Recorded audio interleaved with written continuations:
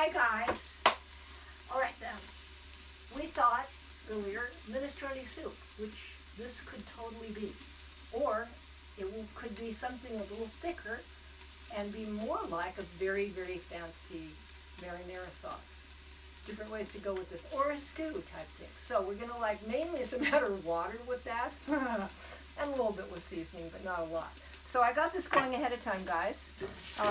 I have coconut oil down there, and I put mustard seeds and a few celery seeds, and I've been cooking these onions, and you see they're partially browned. They're getting to be transparent. Good enough for me, right? Okay. Now the only thing about minestrone that I find might slow people down is simply how many vegetables. But it's fun. So like if you're doing other stuff, you can just use whatever vegetables. The thing is, let's see, there's some classic Italian ones that they tend to always have, like zucchini, parsley, celery,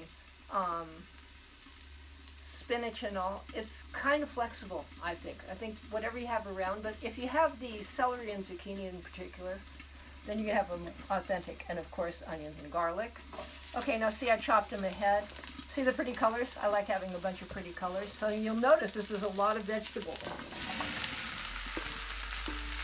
I don't know, like 6 cups or something. This will feed a lot of people if you're doing it as a soup. So like if you're thinking of having a big dinner party, really the only thing that requires much attention on your part is deciding which vegetables. But that's what it is. It's sort of like minestrone to me means kind of anything goes. It's what you got around and all. So you see, there we got that. And I put a few of red mini bells in there that I had. I don't have any broccoli in there.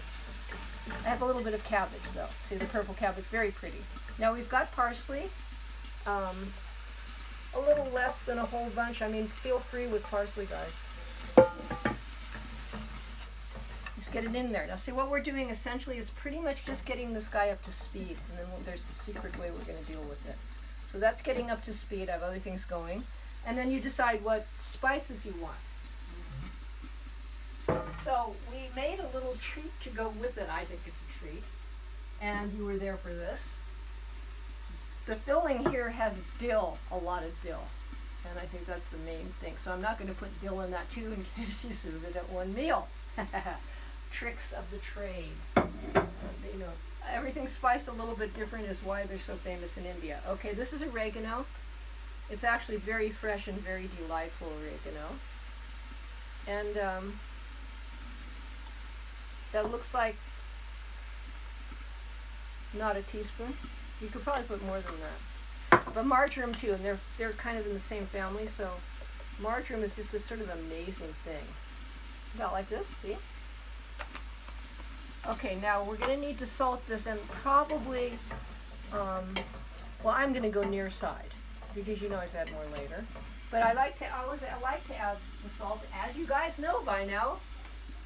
When one is cooking vegetables, the salt brings the water out and cooks them faster, and I just sort of like adding it. Half a teaspoon. It's going to be a huge amount of stuff there, so that won't overdo it. Okay, so now these are almost hot, right?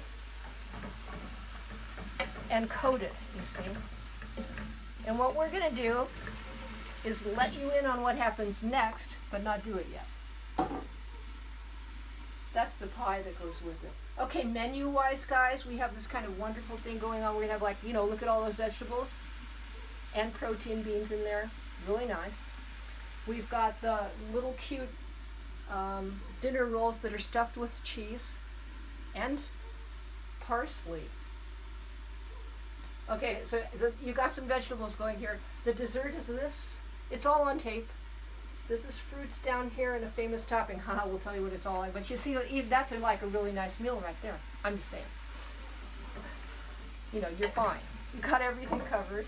This is somebody else's thing. We turn that off. Okay, now. You'll see the size of this pot. That's because we're going to keep adding. And if you're doing soup, of course, you want to give yourself enough room to add the volumetric items like water and tomato. Okay. Here we we have diced tomato. I think it's a good choice. And I mean, one could, if one wanted to, add like the whole can. I'm not going to. I'm going to add half the can and just look at it.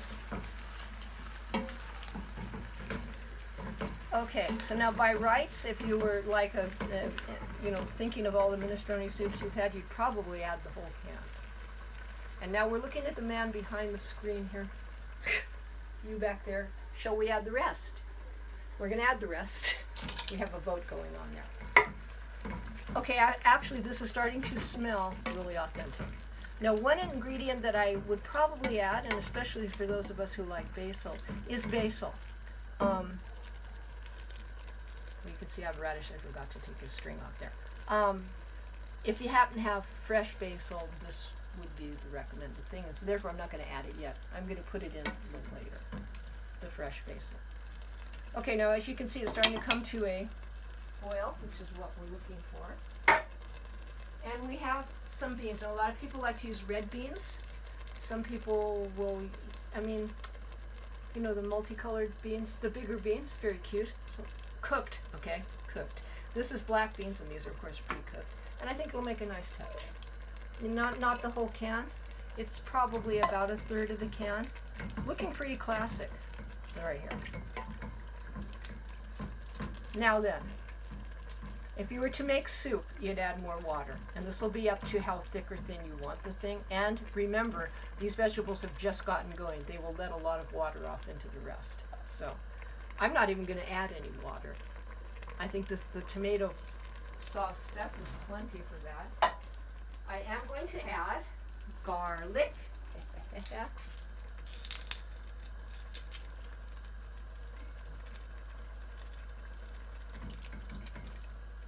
The oil I used is coconut. This is not an Italian taste, but for one thing, you won't taste that much in all the other flavors. But as we've said, but I can't say enough, use oils that like to be heated when you're heating them a lot. And so we've got coconut in there. If you want later for this to be really classic, then drizzle the olive oil at the end. Oh, and put some fresh herbs on. Yes, you'll be famous. Okay, some people put cheese on top, Okay, so there.